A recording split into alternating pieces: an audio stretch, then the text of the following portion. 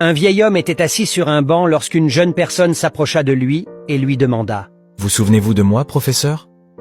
Le vieil homme répondit. Non. Le jeune homme lui rappela qu'il avait été son ancien élève. Le vieil homme demanda alors. Ah bon? Que deviens-tu maintenant? Le jeune homme répondit. Je suis devenu professeur, comme vous. Ah, c'est bien de le savoir. Dit le vieil homme. Comme moi? Oui, comme vous. En fait, je suis devenu professeur grâce à vous.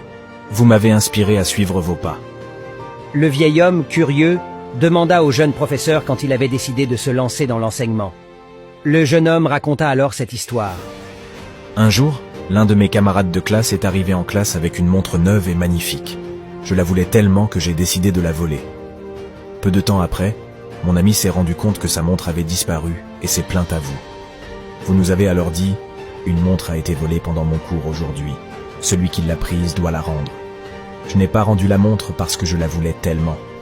Vous avez alors fermé la porte et nous avez demandé de nous lever pour nous fouiller tous jusqu'à ce que la montre soit retrouvée.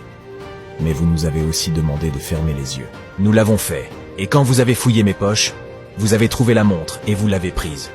Vous avez continué à fouiller les poches de tout le monde. Puis vous avez dit « Ouvrez les yeux, j'ai retrouvé la montre ».